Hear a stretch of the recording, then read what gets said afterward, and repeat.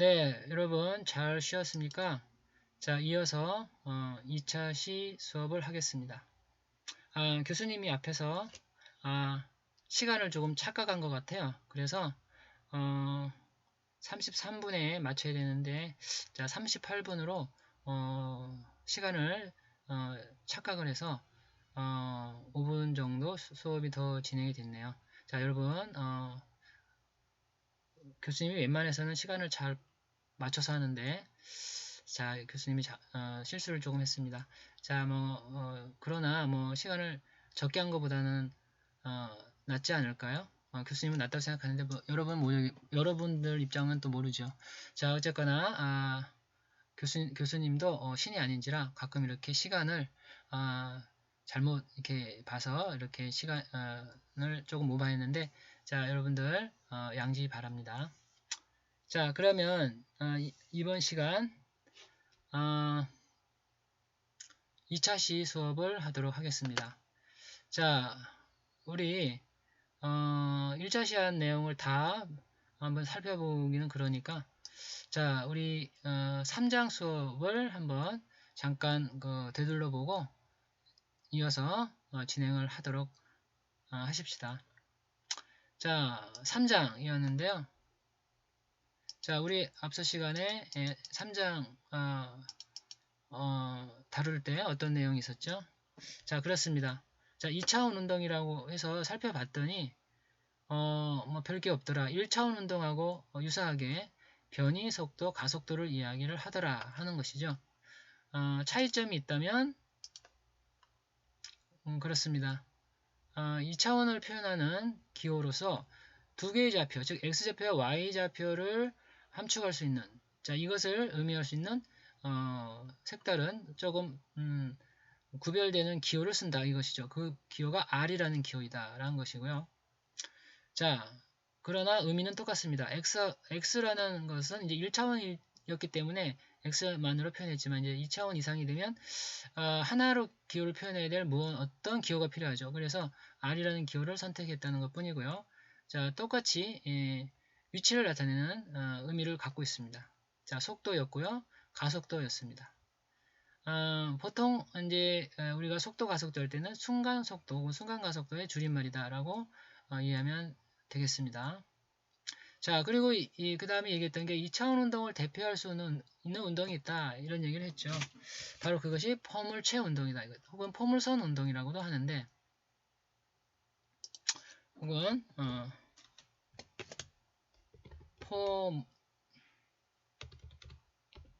포물선 운동이라고도 하는데 그렇습니다. 이렇게 물체가 궤적을 그리면서 이 곡선의 궤적을 그린다는 것이 이유가 있는데 바로 중력이 작용하기 때문이다 하는 것이었죠. 그리고 이 중력 가속도를 바로 이 등가속도 운동을 대표할 수 있는 가속도라고 할 수 있겠어요. 보통 이제 그 G라고 기호를 쓰는데 크기는 여러분들 우리가 한 번쯤은 들어봤을 것도 같은데 9.8을 쓴다는 것이죠. 자, 하지만 이 9.8은 실질적으로는 우리 지표면에서 한정되어 있는 값입니다. 그러나 우리가 보통 이제 우리 여의도에 있는 63빌딩 굉장히 높은 빌딩이죠. 하지만 그 정도 높이에 올라가도 이 9.8을 적용해도 된다 이런 의미인 것입니다. 그래서 우리가 일정하다는 의미에는 어떤 그런 조건이 있어요. 그러나 보편적으로 우리가 알고 있는 값이 이것이죠. 자, 표현 방법은 이렇게 쓸 수도 있고 이렇게 흘려 쓸 수도 있고 정자체로 쓸 수도 있습니다. 같은 의미다 이렇게 생각하면 되겠습니다. 자, 그래서 이제 다시 우리 이어서 보도록 하겠습니다. 자, 등가속도 운동식을 2차원에 적용했을 때 각 성분으로 표현했다. 바로 그 운동학식을 가져와서 이렇게 응용해 본 겁니다. 자, 이 운동학식이요.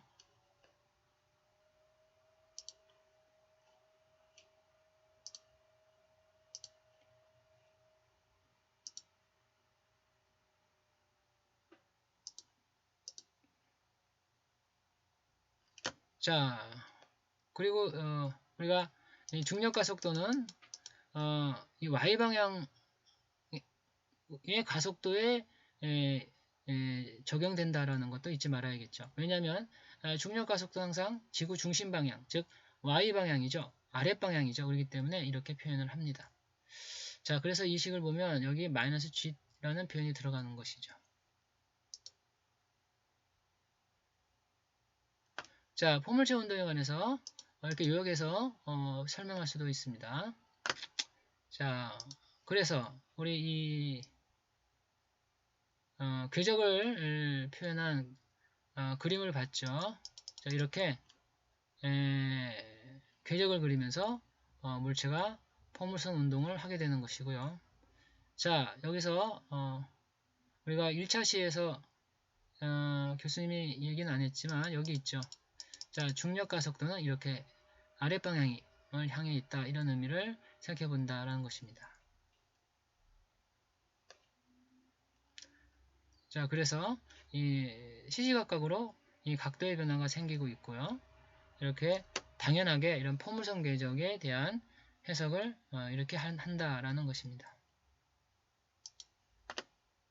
자, 여기 그림이 또 하나가 있는데, 자, 이 포물선 궤적을 만들 때 가장 멀리 떨어지는 각도가 있습니다. 그 각도는요, 바로 45도입니다. 이 45도일 때가 이것은 뭐 이렇게 그림으로도 이해할 수 있지만 실제 계산값을 통해서도 이렇게 된다라고 수학적으로 이해할 수도 있습니다. 자, 그러나 여하튼 우리 그림을 통해서 이렇게 생각하자는 것이죠. 각도가 45도일 때 가장 그 궤적이 멀리 날아간다라고 해석할 수 있다는 것입니다. 자, 지금 이 경우에는 공기의 저항은 이제 고려하지 않고 이제 해석하고 있다는 것을 우리가 그 전제 조건으로 하고 있습니다. 실제적으로 뭐 공기 저항이나 이런 그런 많은 그 환경을 고려한다면 매우 복잡해질 수가 있어요. 그리고 그런 해석을 하기에는 우리가 이것을 다루는 단계가 그 정도의 하이 레벨은 아닙니다. 그렇기 때문에 전제 조건을 이렇게 주는 것이죠. 그래서 그런 건 고려하지 않고 해석을 하고 있다. 그러나 이것은 그 진실이죠. 이 각도 계산을 해도 그렇고 실질적으로 이제 여기에서 던져봐도 45도일 때 가장 멀리 날아가는 것을 알 수가 있어요.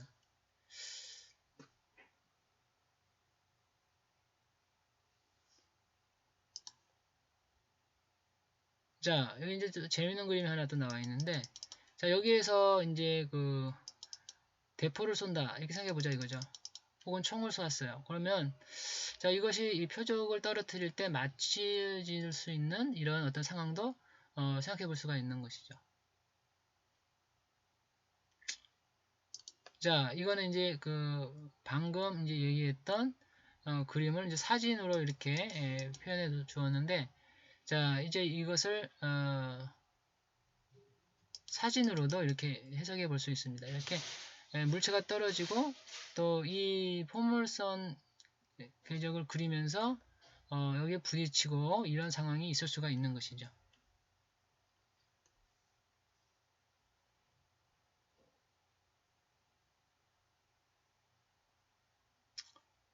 자, 여기서 잠깐 우리 이런 생각을 해볼 수 있는데,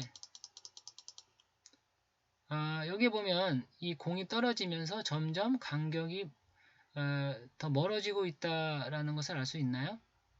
자, 여기서 간격보다 여기서 간격이 훨씬 크죠. 자, 이것과 관련한 우리 그 그림을 하나 살펴보도록 하겠습니다.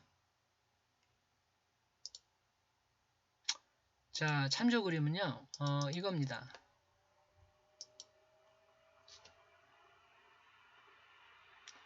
자, 그림을 불러오겠습니다. 참조 그림이 무엇이냐면,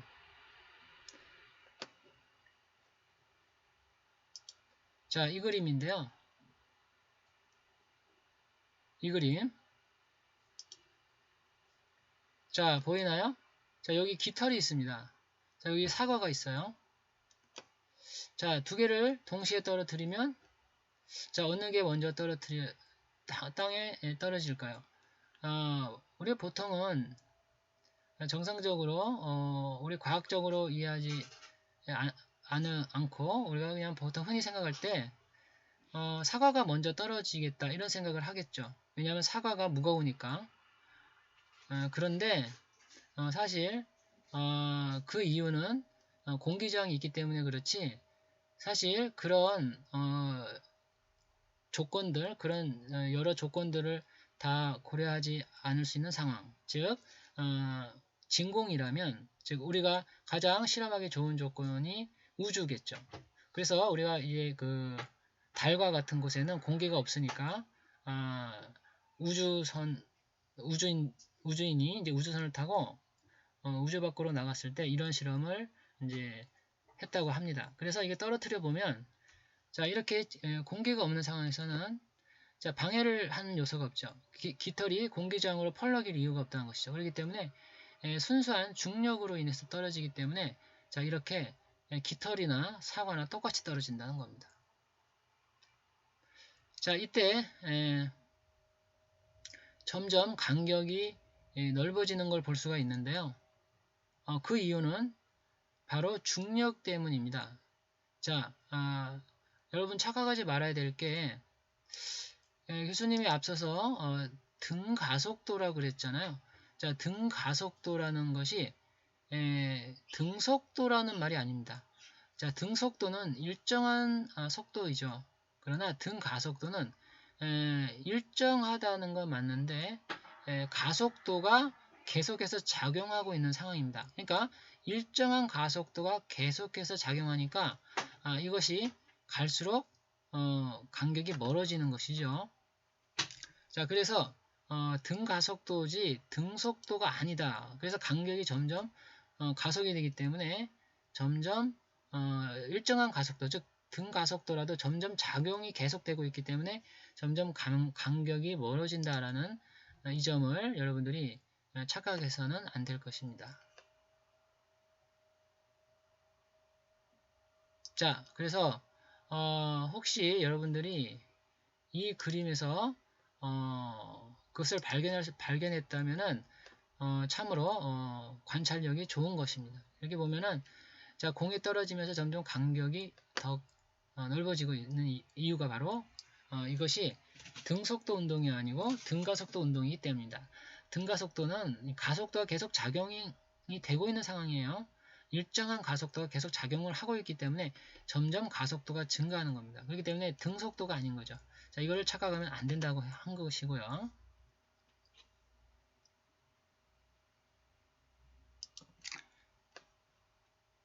자, 또 이런 재미있는 예제에서 그림이 나와 있는데 한번 볼까요? 자, 이렇게 구조 비행기가 떨어질 낙하 지점을 계산할 때는 이 포물선을 염두에 둬야 한다는 것입니다. 자, 재밌는 문제 여러분들 교재에서 친절한 풀이와 함께 한 번씩 보면 어떨까 합니다.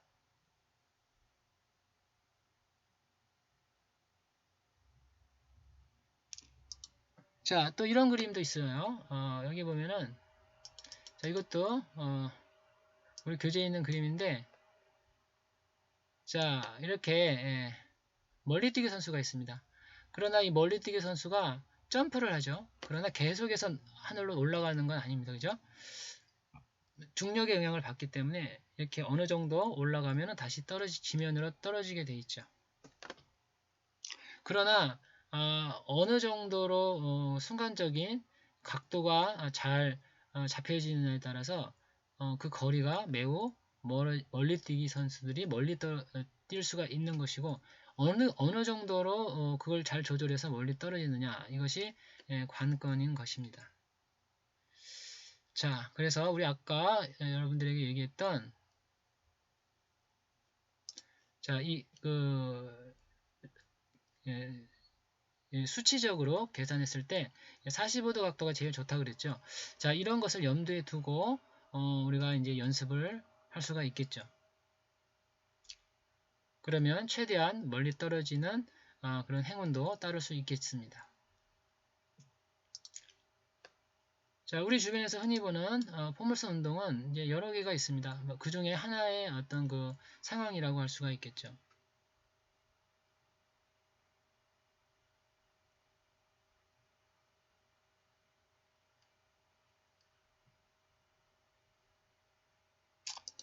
자, 그리고 이제 뭐 이런 것도 있습니다. 여기 있는 것처럼 지붕 옥상에 올라가서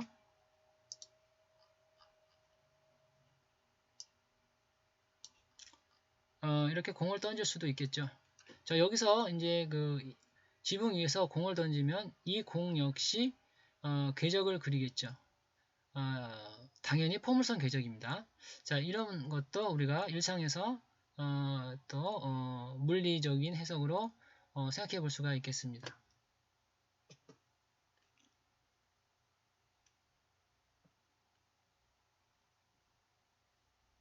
자, 그러나 이런 모든 해석에서 근본이 되는 식이 있는데요. 바로 그것이 바로 이 식이라는 것을 잊지 마세요. 자, 일정 가속도 직선 운동에 대한 식, 바로 이 식이 사용이 되는 것입니다. 자, 그리고 2차원 운동이라면 자, 두 개의 성분으로 고려한다.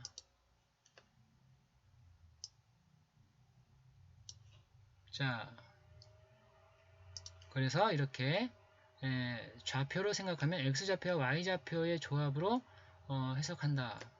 이런 내용들을 여러분들이 잘 염두에 두고 생각을 해보면 될 것 같습니다.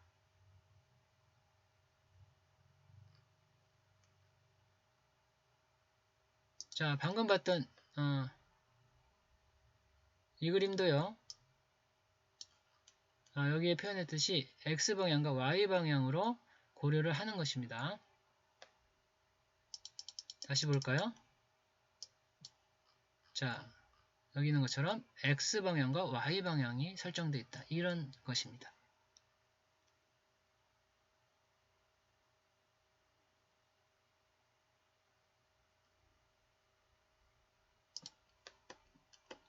자, 다음으로 자, 3장 2절을 볼까요?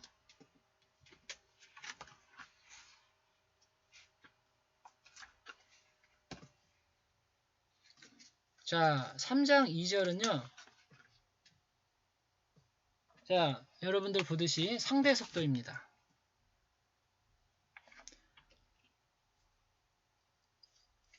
자, 여러분들 가끔 그런 때가 있다고 했죠.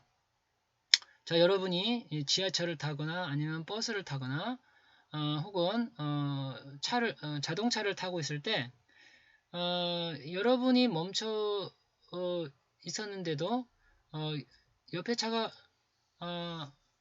움직이는 경우가 있죠. 당연한가요? 그래요. 여러분들이 멈춰 있고 옆에 차가 움직이는 경우가 있죠. 그런데 이런 착각을 한다는 것입니다. 내가 움직이는 거 아니야? 이런 착각. 자, 그렇습니다. 이렇게 그것을 구분할 수가 없는 경우가 있죠. 이것을 상대 속도라고 합니다. 자, 뭔가 이제 그럴 수 있겠다 이런 생각이 좀 들면 우리가 이제 괜찮을 것 같다 이런 생각이 드는데, 자, 상대 속도라는 게 그렇습니다. 한번 살펴볼까요?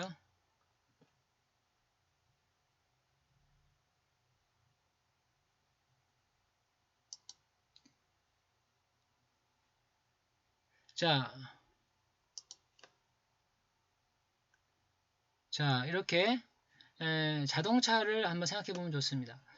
자, 한 자동차를 A라고 하고 한 자동차를 B라고 하면, 자, 이 두 자동차의 상대 속도가 있다는 것이죠. 자, 그래서 내가 이 차를 봤을 때 이 차에 대한 속도를 고려해 볼 수가 있다는 것인데요. 자, 이렇습니다. 이렇게 이 차에 타고 있는 입장하고 이 차를 바라보는 입장하고 서로 간에 속도에 다름이 있다는 것이죠. 이 차가 움직이고 있을 때 여기에 타고 있는 사람은 어떨까요? 이 차가 움직이는 속도만을 고려하겠죠. 그러나 이걸 움직이는 차가 볼 때는 본인이 움직이는 속도까지 고려해서 보게 된다는 것이죠. 예를 들어 이 그림은 아니지만 예를 들어 두 대의 차가 나란히 100km로 옆에서 서로 달리고 있다고 해볼까요? 그러면 두 차는 상대 속도가 없다고 생각할 거죠. 왜냐하면 두 대가 나란히 달리고 있기 때문에 두 대는 멈춰져 있는 것과 다를 게 없는 것이죠. 자, 이런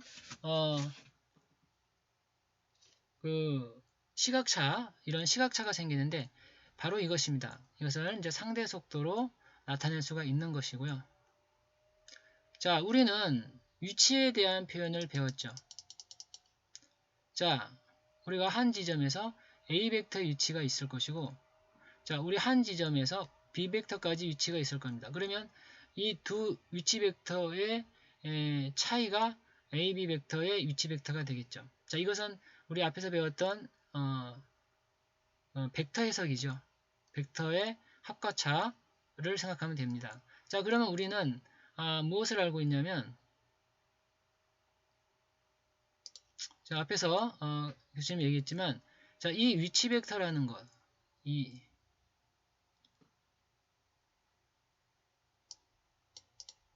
자, 이 R 벡터라는 것은, 자, 이 R 벡터라는 것은, 자, 시간으로 한번 미분해주면 속도가 되죠.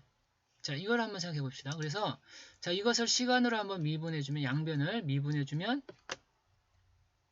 바로, 이렇게,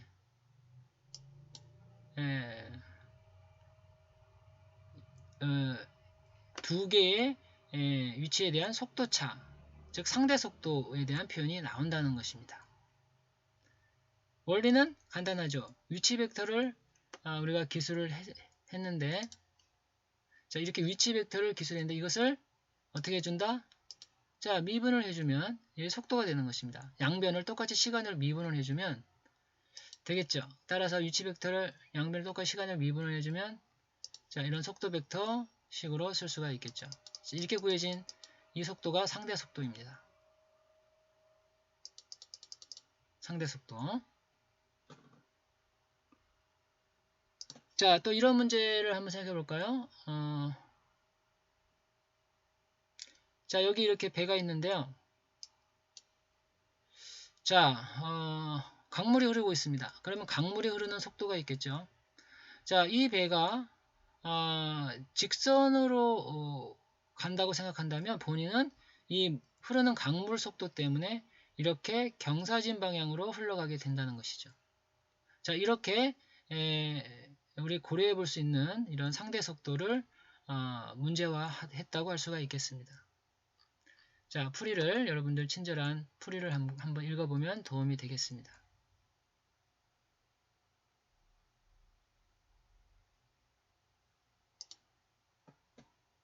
자, 이렇게 X성분, Y성분을 고려해서 해석을 해야 되겠고요. 자, 우리 그림 한번 다시 볼까요? 자, 이렇게 우리가 직선으로 가고자 하나 뜻밖에도 이렇게 경사지게 가게 된다라는 사실을 우리 생각해 볼 수가 있는 그런 문제입니다. 자, 그러면 우리가 원하는 위치로 가려면 처음부터 각도를 어떻게 잡으면 괜찮을까요? 자, 이렇게 갈 수도 있겠죠. 처음부터 이 위치를 가고자 한다면 자, 이렇게 경사지게 방향을 설정하는 겁니다. 그러면 이 직선으로 갈 수 있다는 것도 한번 고려해 볼 수가 있겠어요.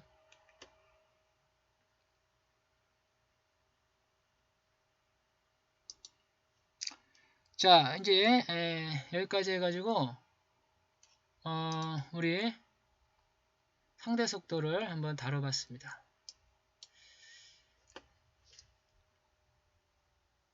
자, 그러면 여기까지 해서 2차 시 수업을 마치고, 자, 이번에는 시간을 잘 교수님이 봤네요. 자, 여기까지 해서 마치도록 하겠습니다. 자, 잠깐 쉬었다가 3차 시에서 조금 더 공부하고, 자, 이번 6주차 수업을 3차 수업까지 마치도록 하겠습니다. 자, 잠깐 쉬도록 합시다.